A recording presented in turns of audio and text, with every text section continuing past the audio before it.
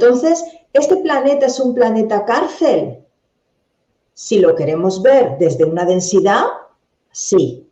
Si lo queremos ver desde una frecuencia elevada, no. ¿Por qué? Porque se nos dio la grandísima oportunidad de venir aquí para poder evolucionar, para poder retomar a través de nuestra propia experiencia decidida por nosotros mismos, llegar hasta lo que realmente somos, la divinidad. Esa es la copia fiel de la luz de nuestro creador-creadora. E insisto, creador-creadora, ¿por qué?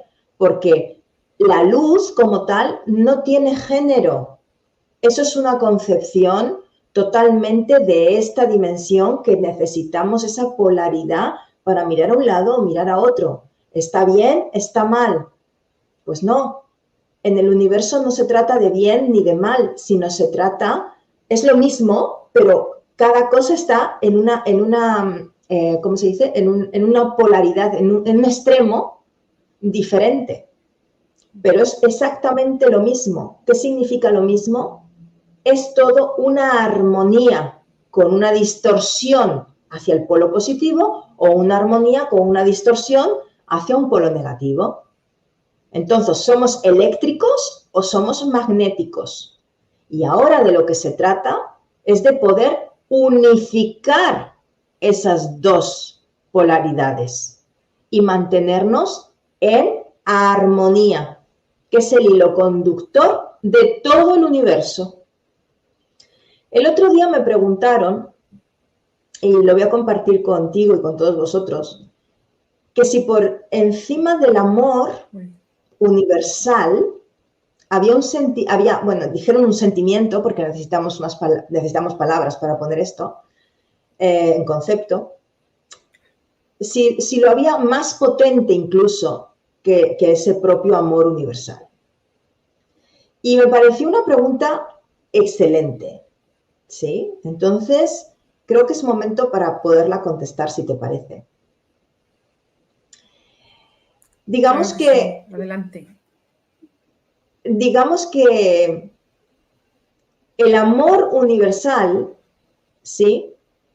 Cuando nosotros como personas aquí entendemos el amor universal, hay un grupo que entiende ese amor desde la carencia, ¿sí? Lamentablemente todavía pues estamos algunos en eso. Entonces dicen, ese amor es el que a mí me tiene que dar, porque yo tengo necesidad. ¿Sí? En cambio, el amor real, no el de baja, o sea, sí, aquí yo sé que va a haber bastante controversia y bastante crítica, porque claro, aquí hay que conceptualizar y las palabras son demasiado escasas para hablar sobre este tema. Entonces voy a intentarlo hacer lo más claramente posible. Digamos que nos han educado durante muchísimo tiempo a que dar amor significa ponerte delante del otro, incluso ser víctima del otro. ¿Sí? Ese calla y anda que tanto se ha dado. ¿Sí? Ese tienes que ser prudente, cállate y acepta que el otro es como es, pero tú no le hagas caso si está haciendo las cosas mal. Tú fíjate en lo que se está haciendo bien. Bueno, ese amor en realidad no es tal.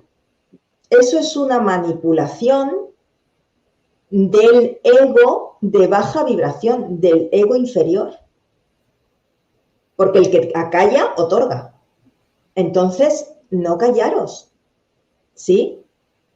Es decir, no el amor real, el amor con mayúscula, es aquel que ofrece porque ya tiene.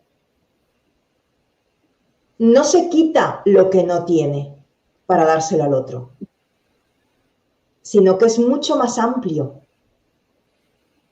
Entonces, yo sé que esto daría para horas de hablar de esto, pero es complicado, pero volviendo a la pregunta, hay algo más potente que el amor como tal, en nuestro universo de materia se resumiría en armonía, en fluidez, pero también es una forma más sublime de amor. ¿Sí? Bueno, espero haberla podido contestar de una forma más o menos fácil.